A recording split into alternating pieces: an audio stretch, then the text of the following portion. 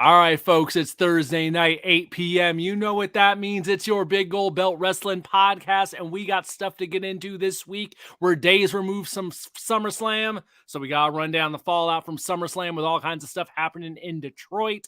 And it's a never-ending topic, the state of women's wrestling, but there is a lot of rumbling going on of how there need to be more women's matches, and that's real easy to say. But how do you actually do that? We're going to get into that tonight and all kinds of other stuff. Your Big Old Belt Wrestling podcast starts right now.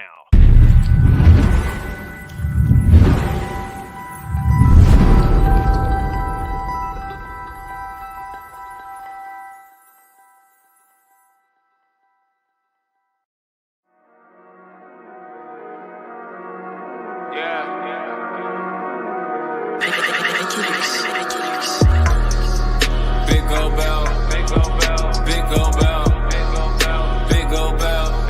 All I really want is that Big Gold Belt, Big Gold Belt, Big Gold Belt, Big Gold Belt. All I really need is that Big Gold Belt, Big Gold Belt, Big Gold Belt, Big Gold Belt. All I really want is that Big Gold Belt, Big Gold Belt, Big Gold Belt, Big Gold Belt.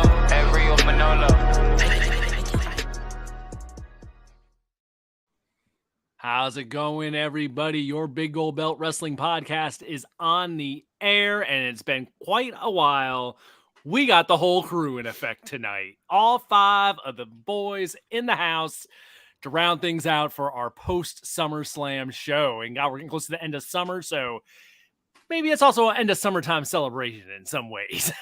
But either way, I am Will. We got Silly Celis to my left up top. Down below him, the giant crab Jamal. We got 2 Chains coming in on the right side down below. And Damian G joining us all the way from the Lone Star State. Gentlemen, I am so glad to have the whole crew here tonight because it has been quite some time. How's everybody doing? I heard we were talking about the Alabama brawl, so I said I had to show up. Oh, we gonna break that down tonight, frame by frame. Honestly, Aquaman is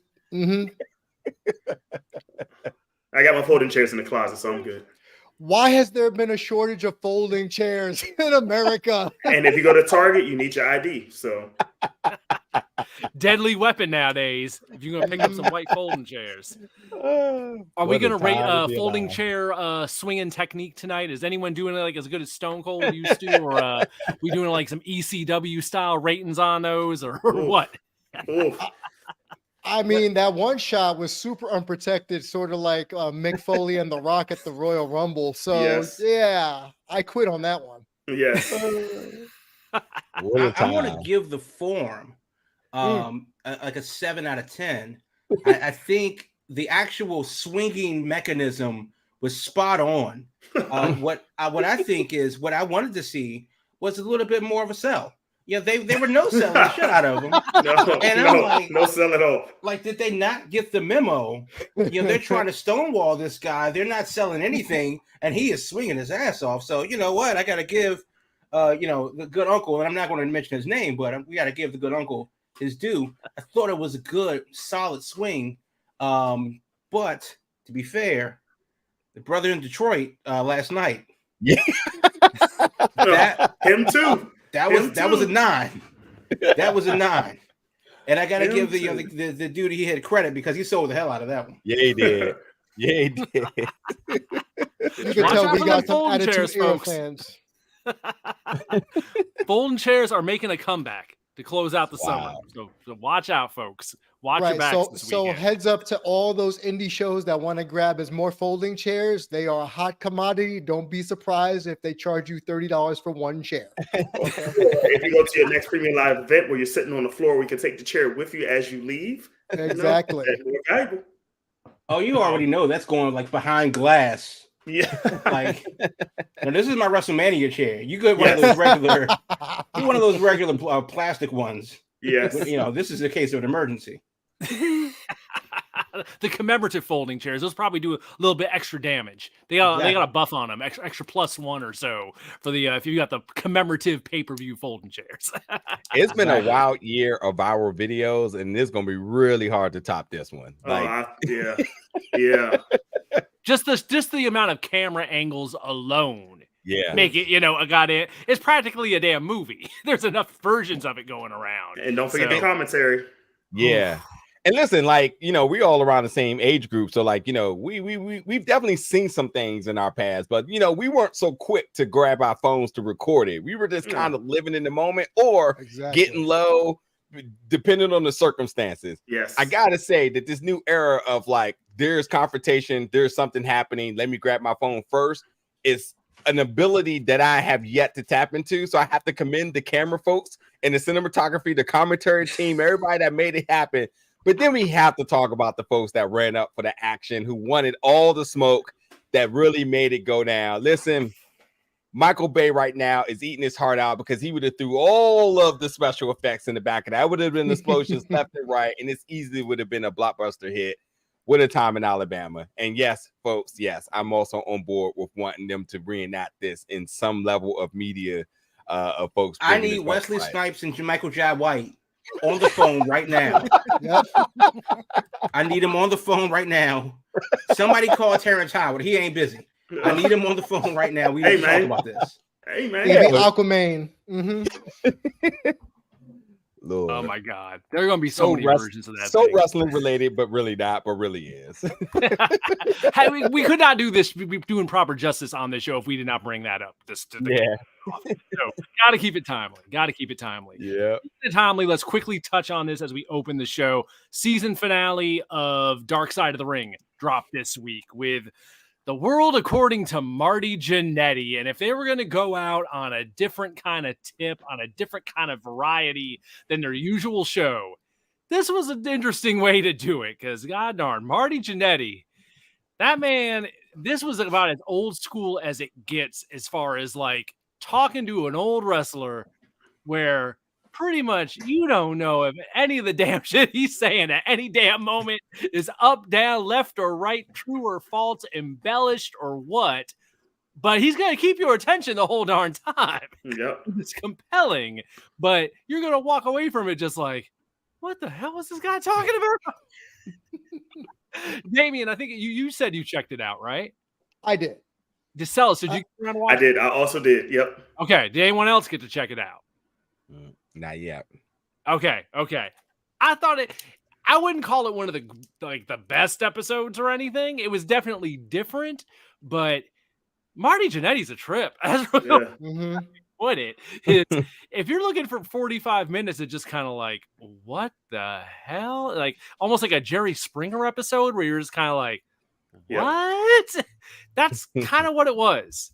It gets kind of dark at the end once they go into some stuff that happened with him during his life that also is, you're not sure if it's true or not, but where the truth begins and where the story may begin, who knows? That's wrestling in a nutshell. But I don't know. Damien, any thoughts on it?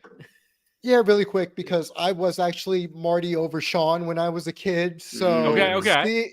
So seeing this confirmed everything that I ever thought as an adult, that Marty was, hanging out over there a little bit too long and he's a little out in the sun, because, man, the amount of drugs, they don't even begin to talk about just drugs all over the place. And I know Cornette talks about the drugs and the booze and all that stuff of the 80s and the territory days, but my God, Marty, did you take more than 10 hours between, snorting lines or something? Because my God, the thing also that really got me was, and spoilers for anyone who hasn't watched it yet, was the plate glass barbershop window. Yeah, might have happened in real life before it made it on to Superstars. Yes.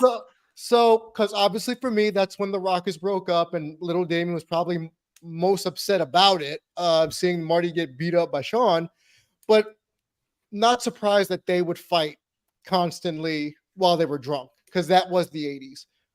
So depressing is the way I'll put it. It shed a lot of light of things we already knew, but I didn't even think it was going to be to that level and I honestly believe 85% of what Marty Jannetty believes is true. He really does believe it. It's not an old no man doubt. BSing himself. He legitimately believes everything he says. He has worked himself into a shoot, brother, and that is how he looks at life. No doubt that man has wrestler brain. He has old wrestler brain where the work ends and the story begins. Like, it's all blurred. It's all jumbled up, and that ain't ever going to get straightened out at this point in his life. Nope. It is what it is. So if you haven't seen the season finale, check it out. Interesting season that they did for season 4, and hopefully they'll come back. I mean, every time They have to. I always kind of be like, what's left for them to do? But then they come up with something like this, and it's like, okay, there's always crazy stories in wrestling.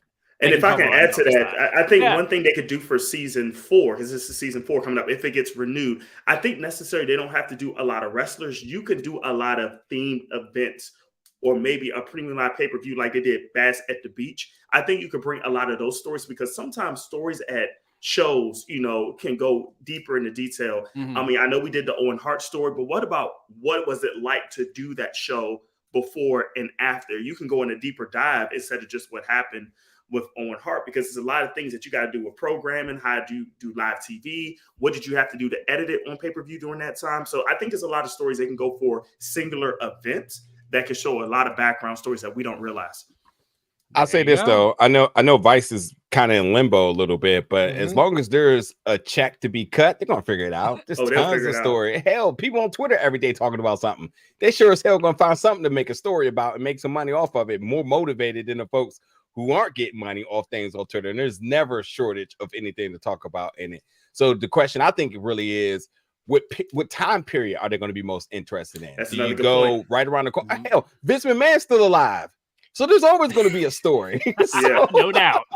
No doubt. And as we learn more about, the AEW's here, and do we start to peek into Impact, or are there stories to be told there in the TNA era? So like, they're far from done. It's going to be interesting, but I haven't seen this episode. But they've kept our interest in telling good, as a good docu-series. They've done a good job in producing these now up for 3 seasons.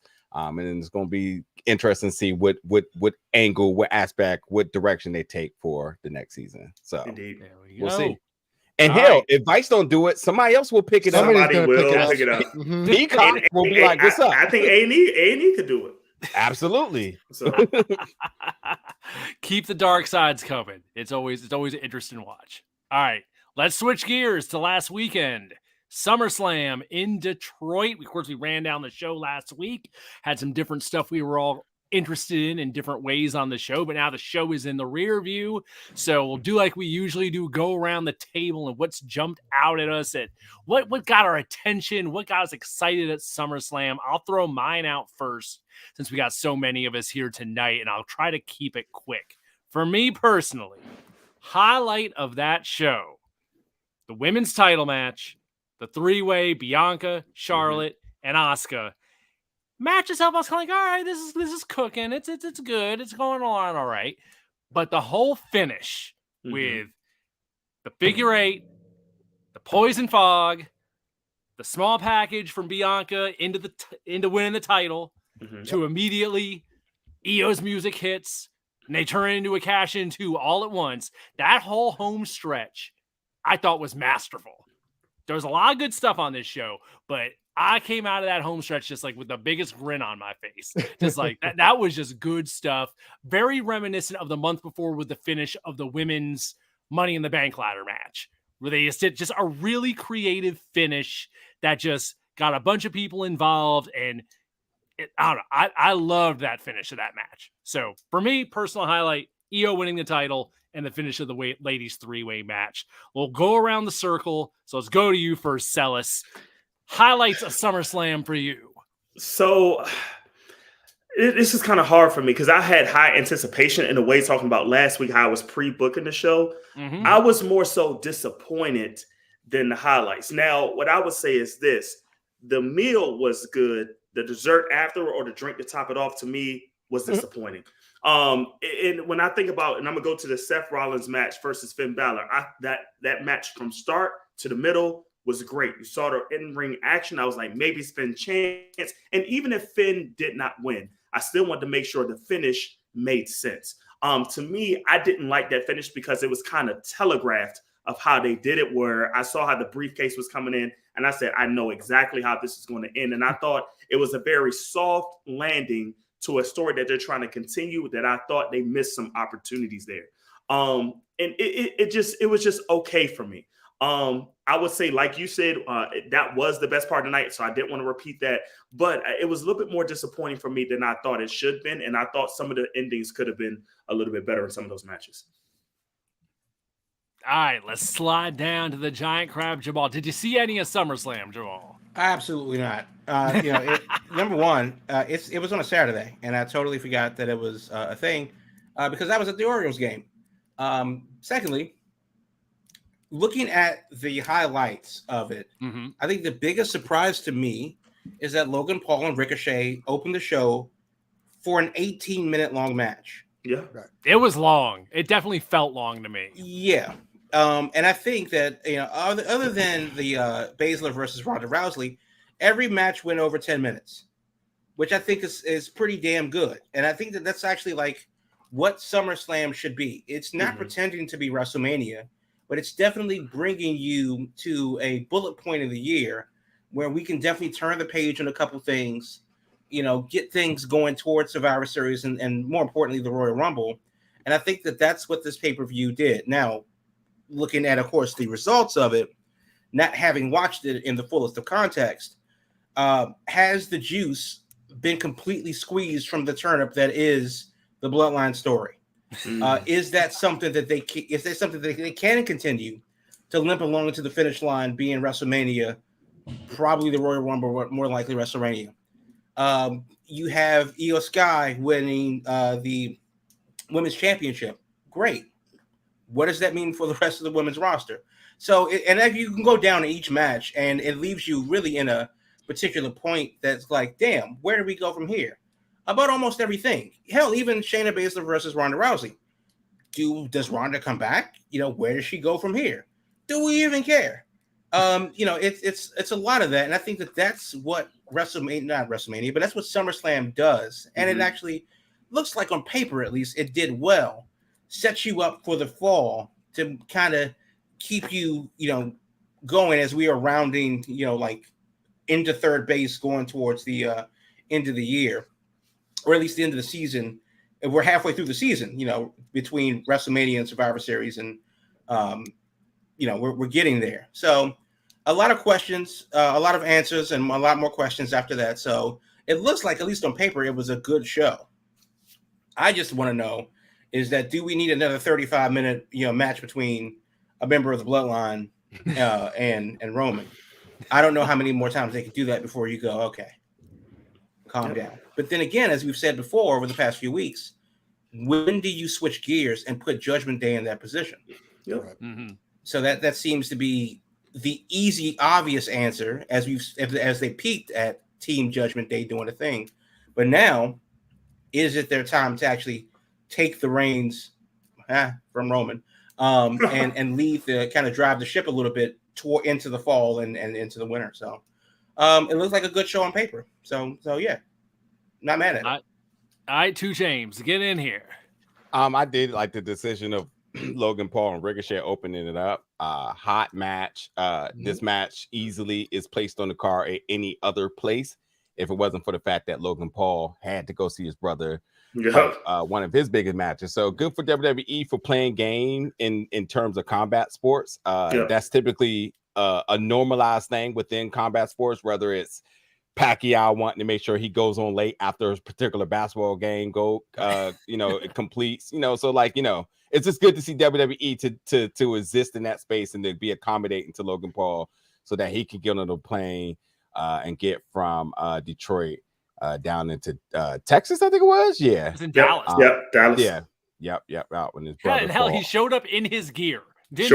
Didn't even change his clothes. Yep. As he should. I mean, I think, cross promotion. It's not really cross promotion. It is sort of cross promotion, but it's not in the sense of like scratching each other's back. But it does work for WWE, and it does as big as a icon Logan Paul is, it just creates a bigger sphere for things he's involved with, including WWE. But the biggest my biggest takeaway with that is that I think a lot of people think Logan Paul has to go, has the tools to hang with the best. He's had some very spectacular spots. Yes, they were trendy. Yes, he's a walking viral machine. We get it. That's what he does. It's going to go viral.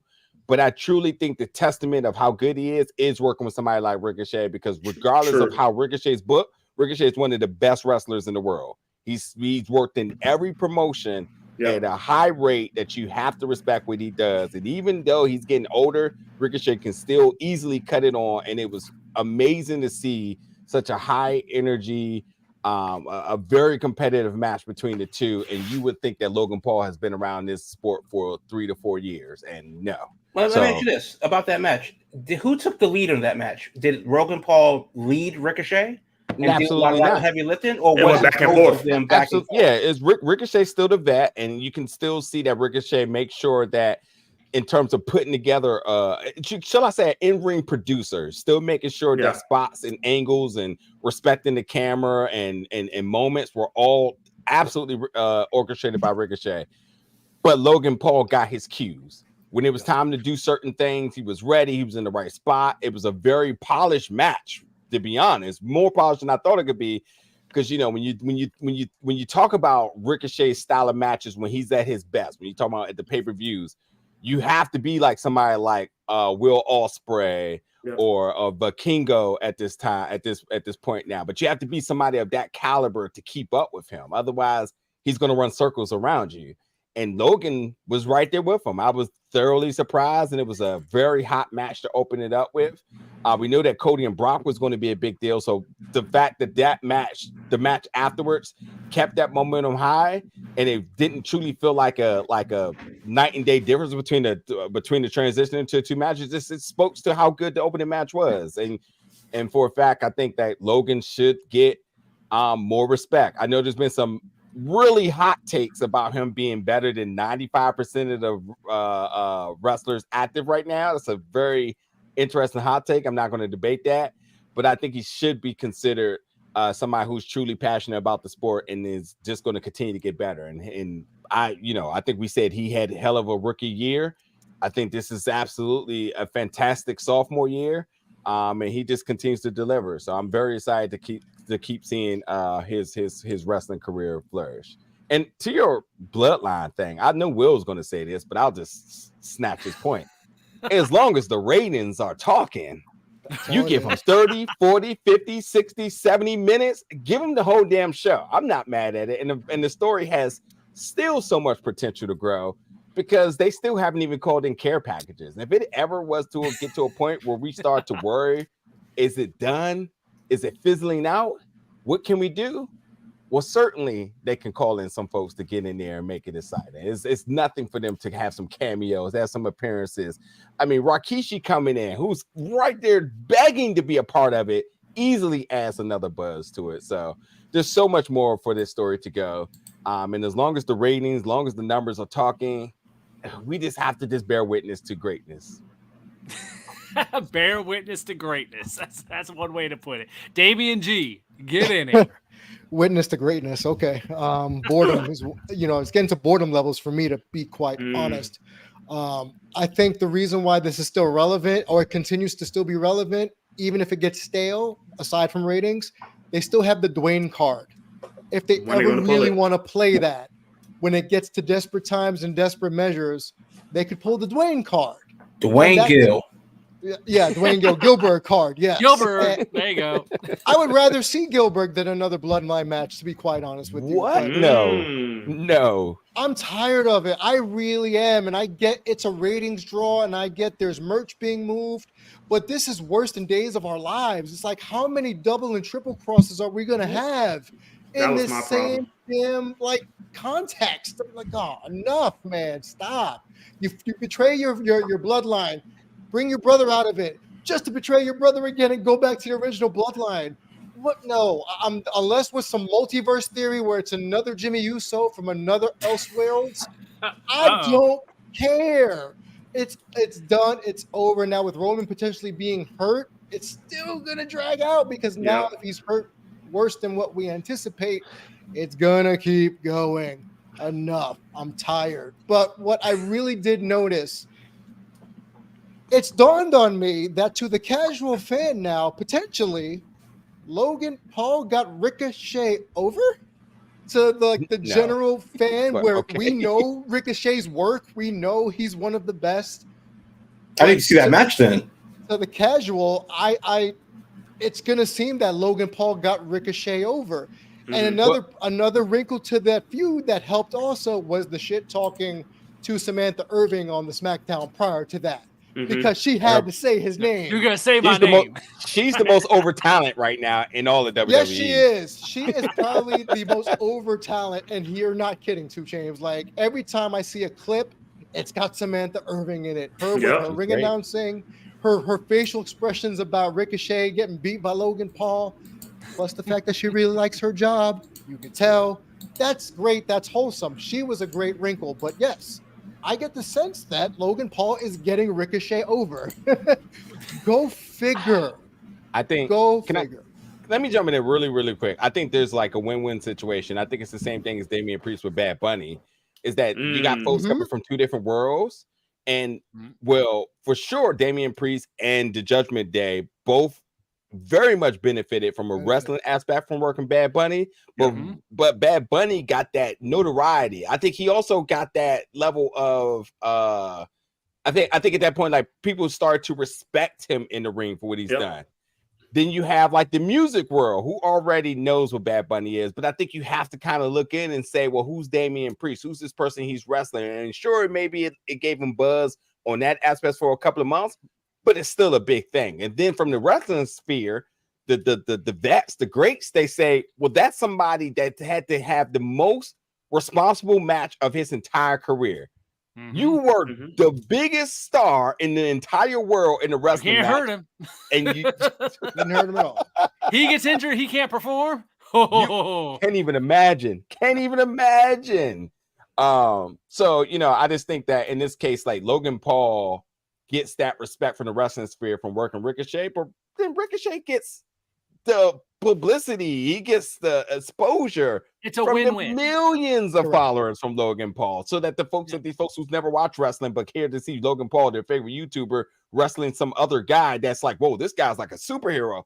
Let me see what's up with him. It's a win-win. So like getting over is like relative depending on what perspective you're looking at here. But it's truly from our perspective of knowing both sides of this, it's certainly a win-win for everybody involved. Right. I'll say one more thing about the women's match. Y'all all said it was great. I saw it. I loved it. Chef's kiss. But it made me realize that had probably Vince been running this, EO would have been the first faulty cash in for the women, because I could have seen another story where Bayley actually cost her the match after she cashed in the briefcase. But because they're holding that in their back pocket, how those two are going to handle. But that's the interesting thing. If Vince was running it, I could see that too as a way. Let me get it back to somebody that's well known that I like, and maybe knock an up and coming guy from NXT that maybe a lot of people don't know about yet. But that's just Vince's mind of thinking. I kind of agree with you, Damien. No, and that's where I went with that thinking. I was happy for EO, well deserved. But man, if Vince was, she would have probably had a failed cash in, or I lost her briefcase before the event even of itself. But Bianca and SummerSlams don't get along, do they? Because she has the worst and quickest win-loss record at SummerSlam. You know, losing to Becky last year in like 10 seconds or 5 seconds, and then losing to the cash-in. And it was a nice touch to see Dakota Kai as well. So I think that those are my main takeaways from SummerSlam. There you go. I'm just going to quickly add about the main event, since we talked about, you brought up the whole Jimmy Uso deal. And if Jimmy Uso is from another multiverse or something, because what the deal with that is with him turning on Jay. Yeah, in the moment, I definitely was on the side of how are they going to do this? How are they going to make this work? But by the time the show was over, as the week has gone on now, I'm very much just like, all right, wait for SmackDown. Let's see what they do here, because the thing I just keep giving them with this bloodline storyline is whether it's Paul Heyman's involvement or just Roman Reigns or just Triple H or that whole crew that's been doing this thing for however many years now, they keep finding ways to keep this going. So that's the twists and turns have worked well enough up to this point, and that all the dots have been connected well enough that I'm willing to wait to tomorrow night, and I'm confident that there's going to be some reasoning for why Jimmy did what Jimmy did. So I'll add this to that. What you just said, we'll just add to that. If Jimmy can open the show by himself, come out with no music, and have a new character twist and build up of him where he does a 10-minute promo of why he did what he did, so he's elevated himself to a main event status, I will take it. If he doesn't open the show and if he doesn't have that 10-minute promo by himself, I'm not going to be sold for it. That's the only way. I'll take your idea, but I'm going to raise that wheel for that.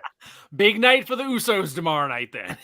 Yep. All right. Time is flying. So we're at our halfway point. So what we're going to do here, it is time for halftime. We will go to our commercial break. When we come back, we will have the indie spotlight, and then we will shift gears to the women's wrestling scene. So stay with us, folks. Your Big Gold Belt podcast will be back right after this. Are you a fan of all things media? Are you a fan of professional wrestling and sports? Then you need to check out Big Gold Belt Media. We're the ultimate destination for all things entertainment and media, with the latest news, interviews, and analysis from the world of the aforementioned entertainment realm. Our team of dedicated journalists and analysts will bring you exclusive content that you're not going to find anywhere else. And we're not just an online destination.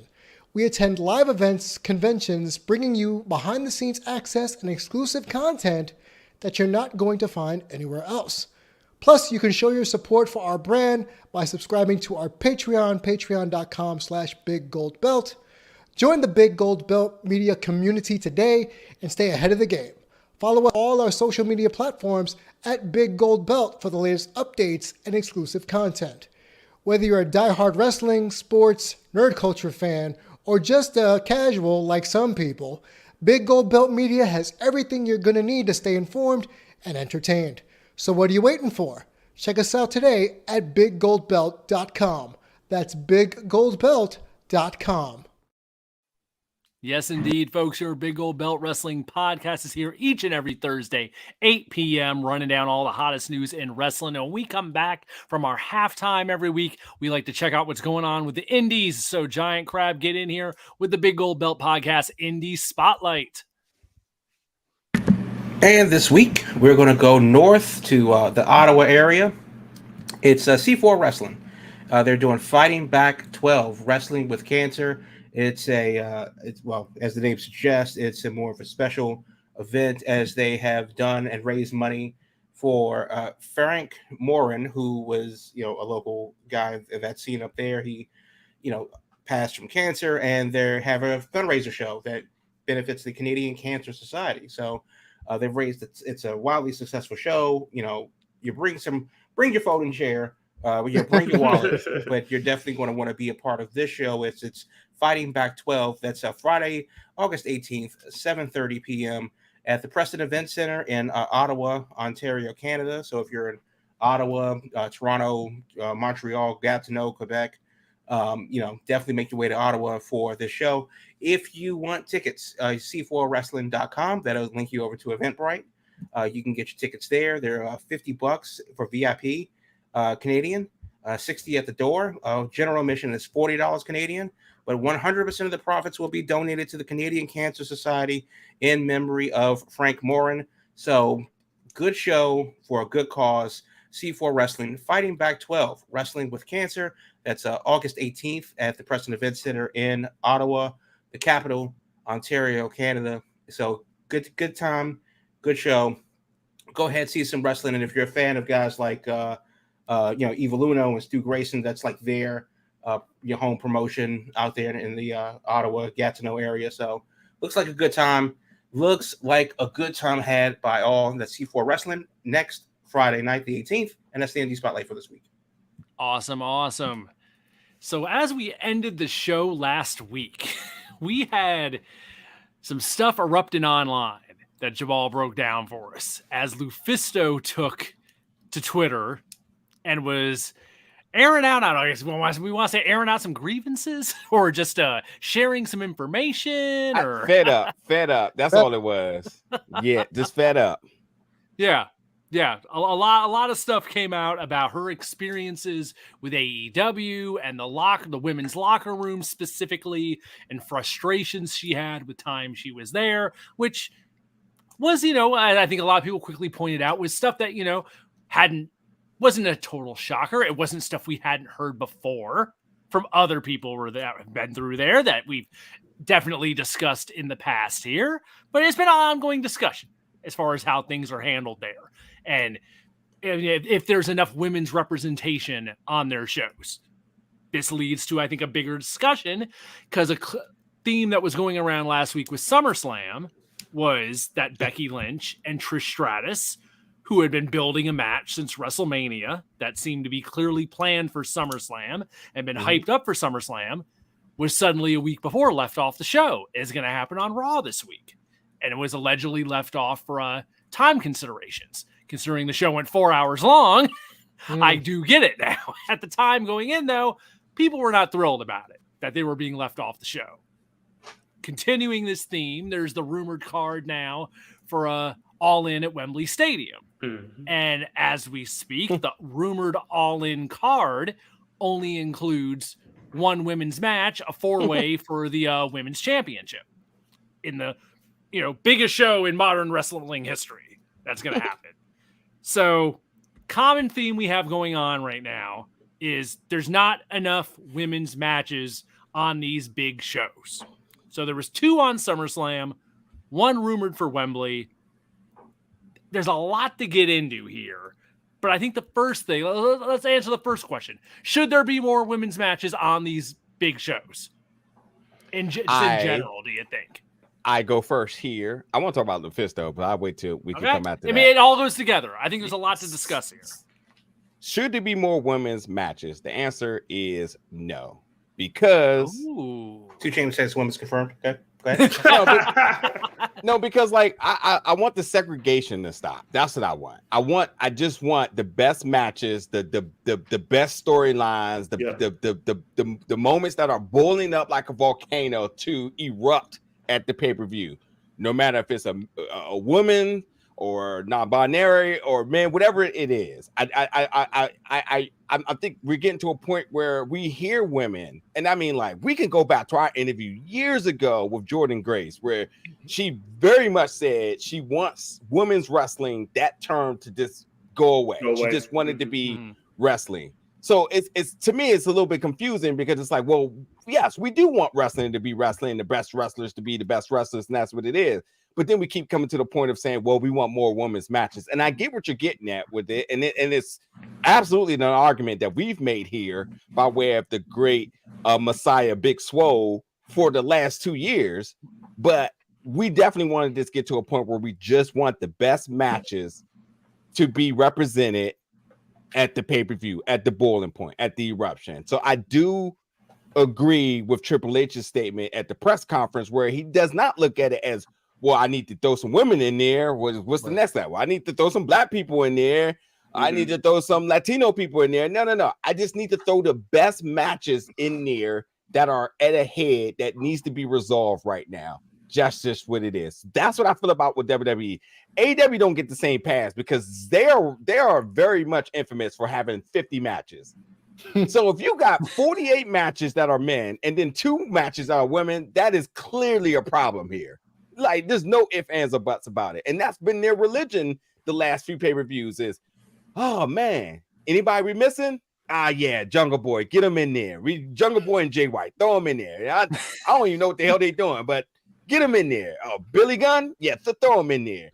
Meanwhile, we've, again, by way of the Messiah, Big Swole, we've already heard somebody who's been in that locker room since day one.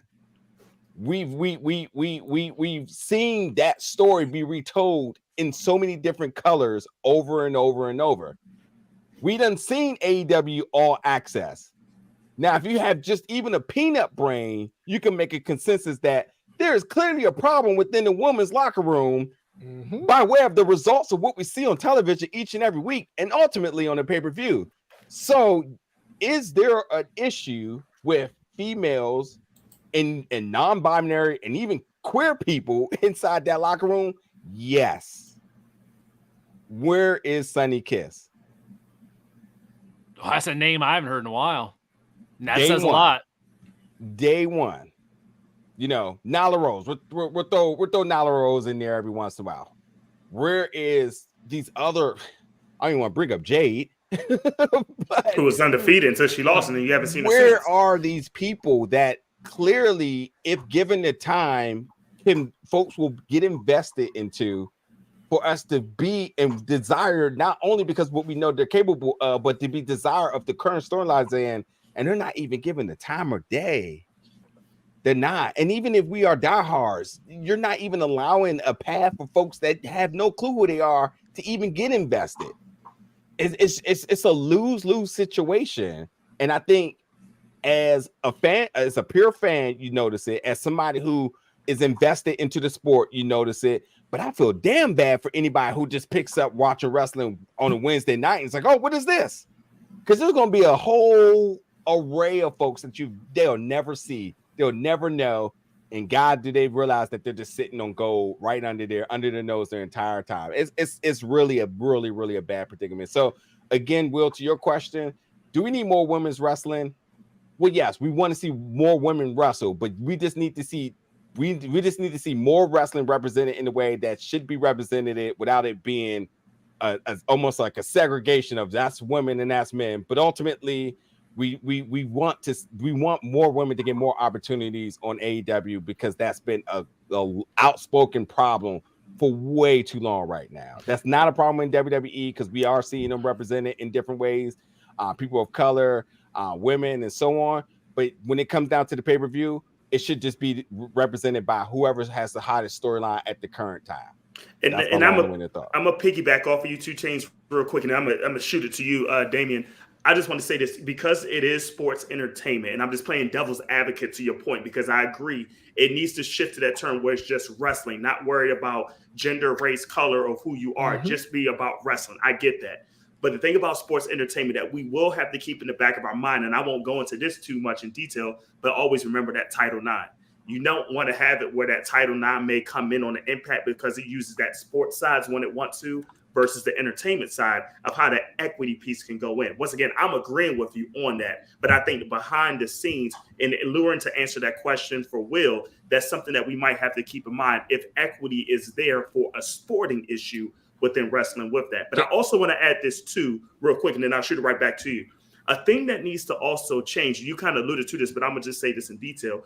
The in-ring work needs to change with women's wrestling. Now, I'm going to use my wife as an example, who watches wrestling, is not a wrestling fan, but when she comes to me, and she watches it maybe like every other week, she'll watch AEW if I have it on, she'll watch WWE if I have it on, but the thing that she always says is, why is it when women wrestle, it always ends in submission? It needs to change up where you have different finishing moves or sequences, but 9 times out of 10, when she watches it, it ends in a submission. And let's think about, the wrestlers that are all wrestling in that last SummerSlam match with Bianca, Charlotte, and Asuka. 2 out of 3 use submissions. So 9 times out of 10, you think if somebody's going to do it, they're going to end a submission. Even Ronda and Shayna Baszler, they both have submission finishers. So how can we make women have some type of sequence or moves in wrestling where they can end with a power move, but they don't have to be a big woman to do it, if that makes sense? She just always sees somebody's always tapping out for the finishes. But Damon, 2 Chainz, y'all go back because I know both y'all came in on that. Just one question. I mean, have we gotten over the point now where in sports we have not accepted women to be athletic, to be involved in combat sports, and has intergender sports? Is that still an optics thing that's not accepted? I think it is. Across the board, women are everywhere. Yep. Winning, thriving, succeeding. And in terms of intergender, when it is a sport that permits, I don't feel like that domestic violence cloud is still tainting it like it used to be. Yep. Especially in wrestling. So I'm just really curious about like that whole optics of like, what does it look like seeing women do combat sports, or women being involved with intergender or any of that. So I'm just wondering, like, how is that even still a thing when I feel like society has really moved past that? At least from my standpoint, it seems like they moved past that. I would say that's, and I'm not trying to say political on that. I think that's more of a Democratic versus a Republican stance, sort of, because you're going to have people that's in different worlds that feels like, oh, we need to be old school. Men do this and women do this. Right. All of us here could probably be on that same Let them page, all but die. you have a different aspect in different worlds that may dominate something where it's like they feel the opposite of that.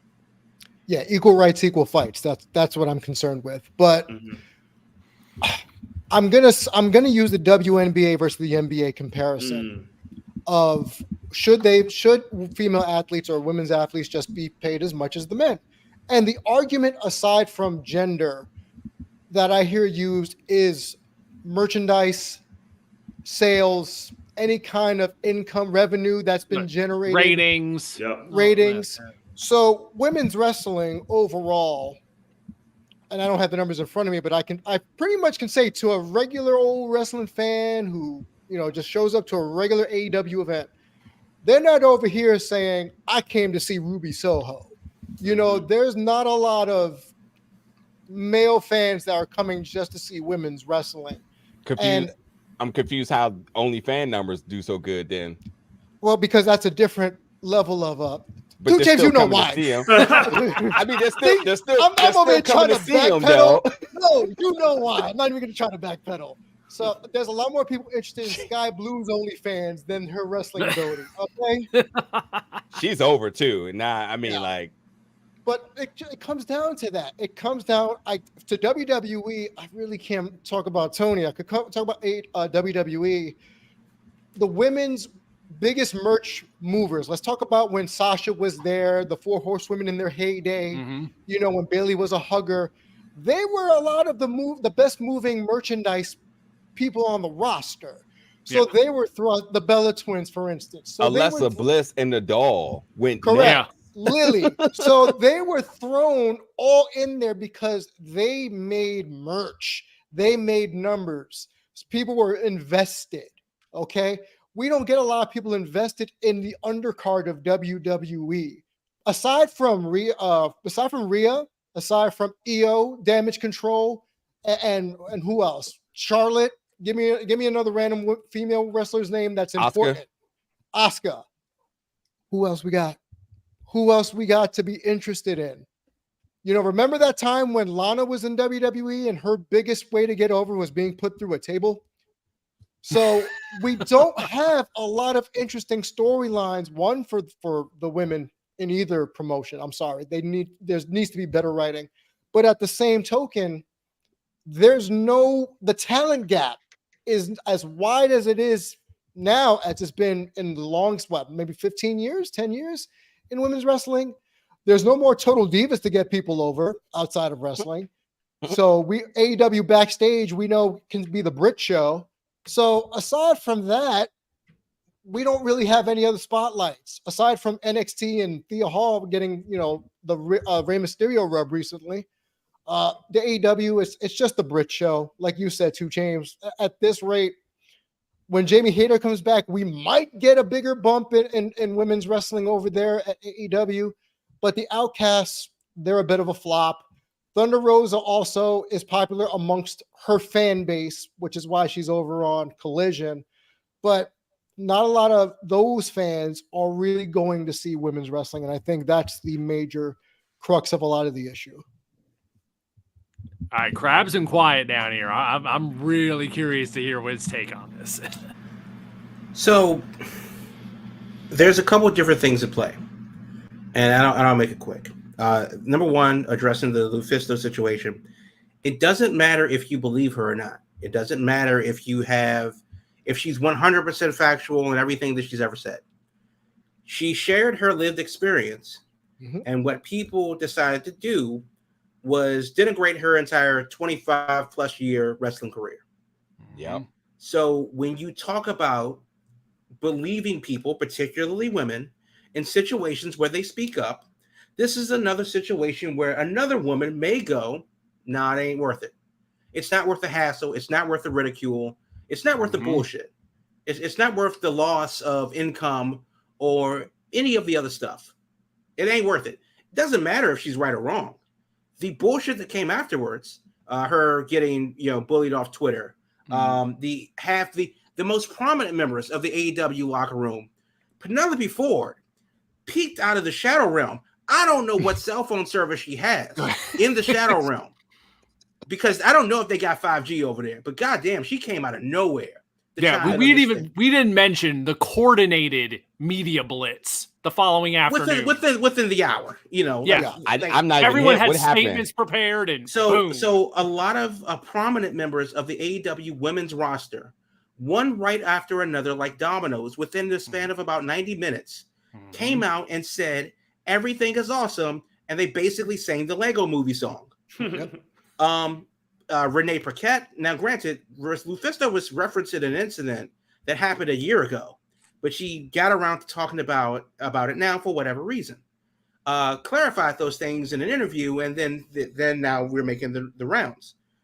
So Renee Paquette, Saraya, Britt, Penelope Ford from the click. whatever fucking moon base she's on that she's been in. The click. Okay.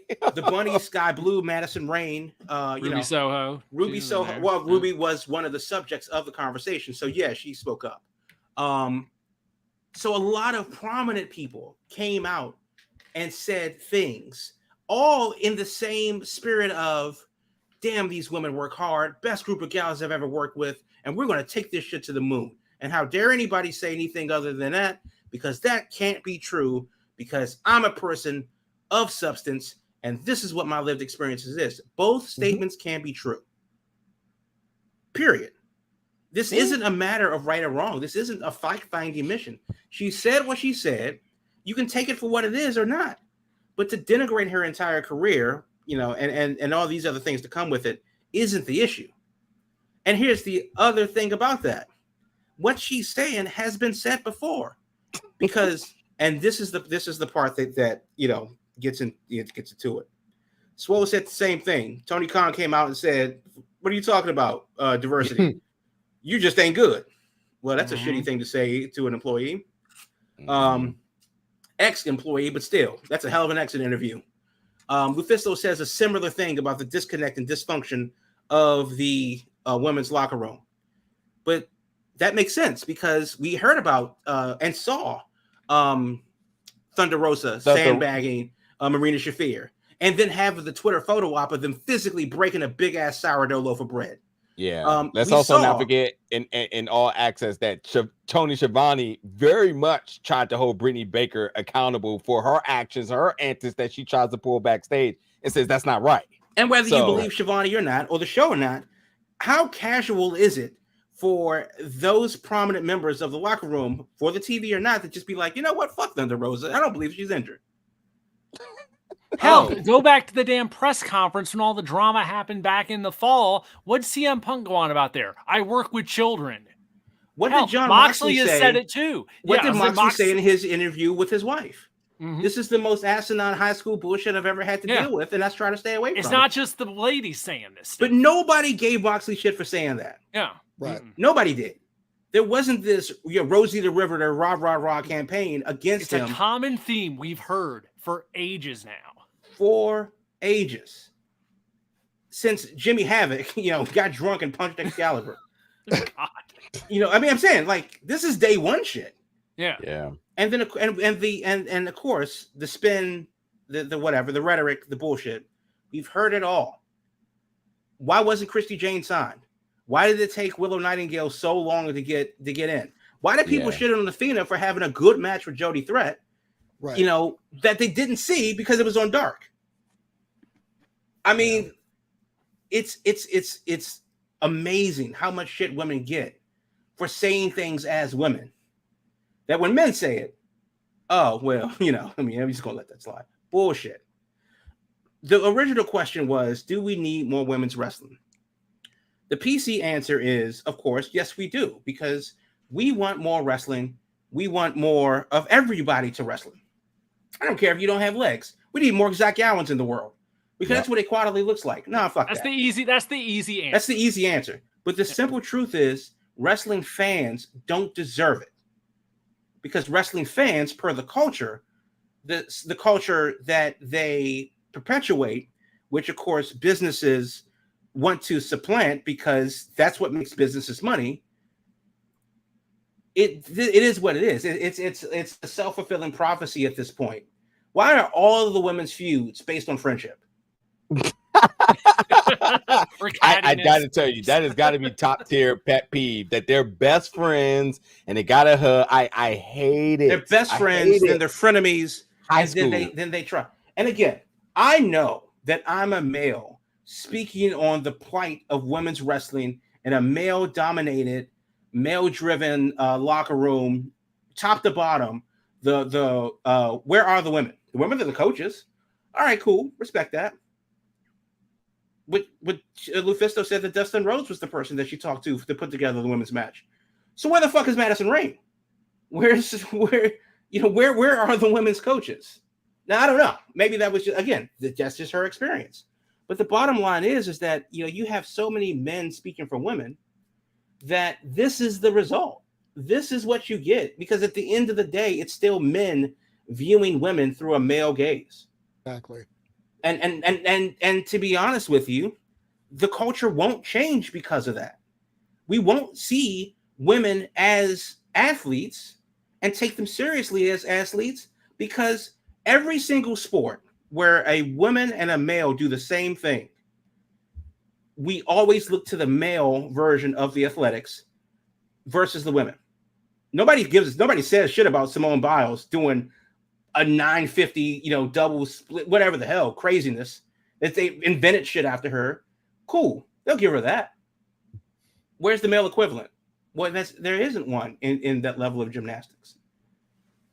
But the WNBA and the NBA are not comparable either, because why would I watch y'all when I can watch them do it better?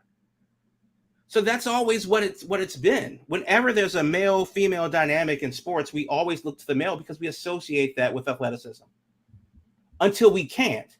And then we go, these women got it. Pole vaulting, track and field, ice skating, floor exercises, gymnastics. Okay, cool. Well, men don't do that. So I guess y'all gotta get the respect then. Bullshit. So the original question was, do we need? No, we don't deserve it. And it's not about equity, it's about parity. I don't want more matches. I want more good matches.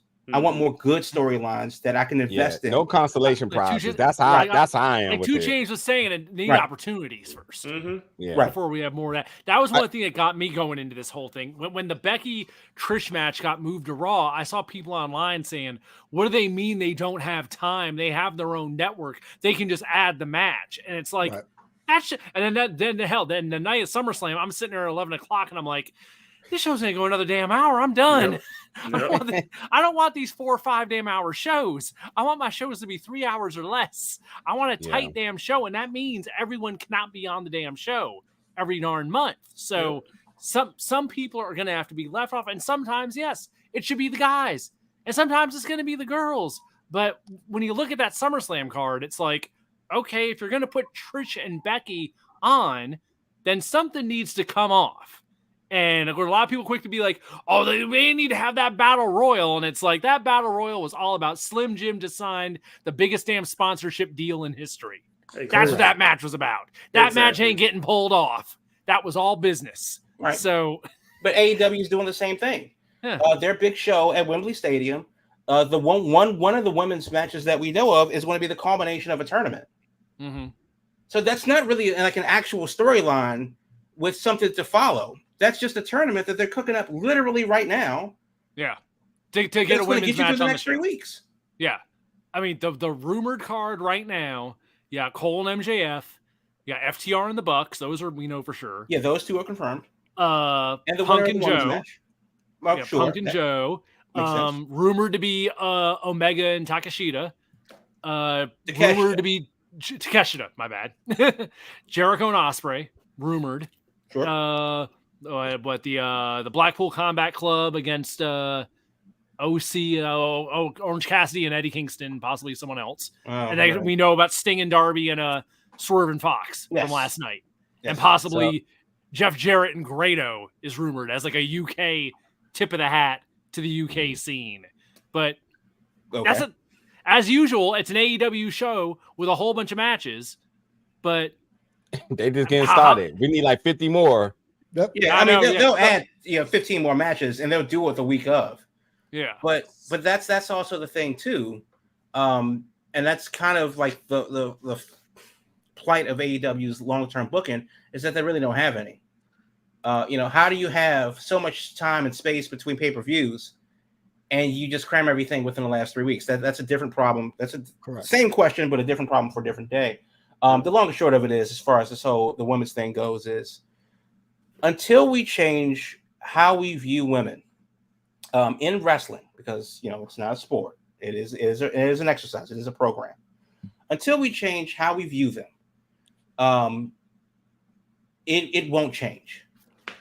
And honestly, a lot of the people that spoke up, that championed AEW, and maybe that is their lived experience. I think it's a coincidence how they all came like ducks in a row to run to Twitter to say it's a group chat.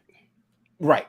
I think it is. I think it's funny how that worked out, but it is interesting that everyone that said something does not have anything. They are in a position of privilege, because I didn't hear from Sarita Deeb. I didn't hear from Jade. I didn't hear from, and we know this. They have service in the Shadow Realm because Let Us Before came out of the fucking blue. So.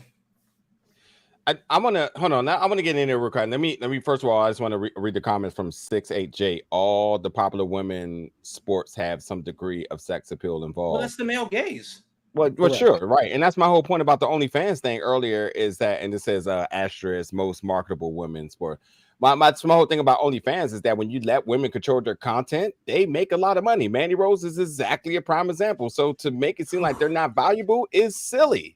Tony Storm has made the same foundation of it, and many others make a living off of how they control their content. Sure, it's sexy. Sure, it may be spicy, but they're controlling it to the degree of what they're comfortable with doing. If you allow women to have some input, some control over their content in professional wrestling, what do you think is going to happen? So that tells me that there clearly is a lot of penises up top trying to tell women what they need to do, and they're just like, fuck no.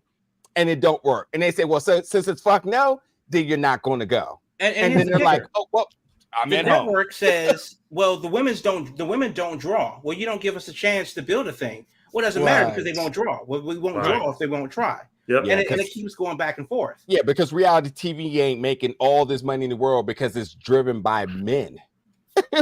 It's all women on reality TV show. The Kardashians, the housewives. Is their husbands one? No, it's not. Because there's so many housewives in every single state because it makes money. I just want to say this because I know we're getting over on our time. I just want to make it very clear. And if you all disagree, go ahead and chime in. But I think it's very clear that Lufisto and her career is well respected for everything that she's brought into the world of professional wrestling. Well, Twitter told me she's never been in WWE, so she didn't make it. Yeah, could give a fuck. But for everything that she's done on the indies, for the path that she's craved, from the countless years of wrestling, quarter of a century wrestling, the health predicament that could have easily been in her career, yet alone her life here, and then there was COVID. She was stuck in Canada for that as well too. I mean, the challenges left and right. When I talk about some of the most respected women in terms of all professional wrestling, and whether you believe me or not, you ask anybody else, you're going to throw out names like Mercedes Martinez. You're going to throw out Serena Deeb. You're going to throw out Lufisto. You're going to throw out Madison Rayne. You're going to throw out Rain. You're going to talk about these folks that really was in the trenches. And I'm talking about this independent recent era within the last 20, 25 years of folks who really got out there, hit the towns, and when there wasn't opportunities, they sure as hell toothed and clawed to make sure that they still made a name for themselves. It is laughable for anybody to sit here and discredit her, because a lot of these folks wouldn't even be in AEW if it wasn't for the works for the likes of somebody like Lufisto. So to me, I think it's definitely nothing but high school drama in a group text and people just standing for their job, because obviously they're like, well, if I don't say anything, then if I do say something, then what's going to happen to my job? Maybe what happened to Swole or some of these other AEW Dark folks who never made it, never got an opportunity, or the Thunder Roses or the Evil Leases, the folks who had something to say. I don't want to be blackballed. Well, I mean, Evil Lease trying to tell shadow banned because it is, but that's just how it is. Hey, you can't even get exiled to Dark anymore. So Right. It is what it is. Whew. I got a feeling we'd have a lot to talk about there. We could probably keep going if we wanted to. Yeah.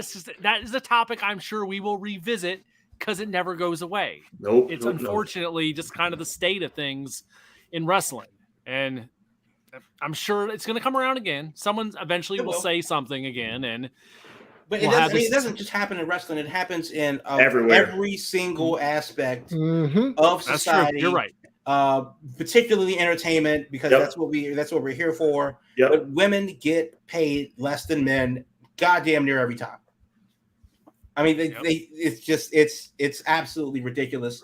But unfortunately, until we start seeing major changes at the top, until we start seeing major changes in the people that can actually make the decisions, this will come around again. This will not be the last time we talk about somebody saying that they saw this and in their professional multi-decade, multi-generational experience said that this is dumb. Why do you do it this way? And then the history repeats itself. It is what it is. It is what it is. There you go. Well, folks, we are over our time, so we are going to wrap it up Thursday nights, 8 p.m. Your Big Gold Belt Wrestling Podcast is live each and every week here on Twitch, YouTube, Twitter, or I guess I should be calling it the X now, but we still call it Twitter over here. And all kinds of other sources wherever we have our streaming feed. And then, of course, the next day, the podcast version drops early Friday mornings on all your favorite podcast platforms. On social media, it's Big Gold Belt, whether it's Instagram. We're on Threads now, right? Aren't we too, James? Yeah. Yeah. Yeah. That was very, yeah. I guess there's a we thing are. there. The hot sensation for a quick moment, but yeah, we're there. Yeah, Had to yeah. claim On that. all this stuff. Big Gold Belt, wherever you look. On the X, on the Twitter, on the Instagram, all that stuff. And of course, biggoldbelt.com, the website for your one-stop shop for whether it's wrestling, comics, entertainment, all that kind of good stuff. Big Gold Belt Media is on top of all of it. But Thursday nights, 8 p.m., we are here each and every week. Thanks for joining us tonight. This is the first time we've had the whole crew together in quite some time. But we'll be back next week to break it all up again. And until then, stay safe. We'll talk to you later, folks. All I really need, that big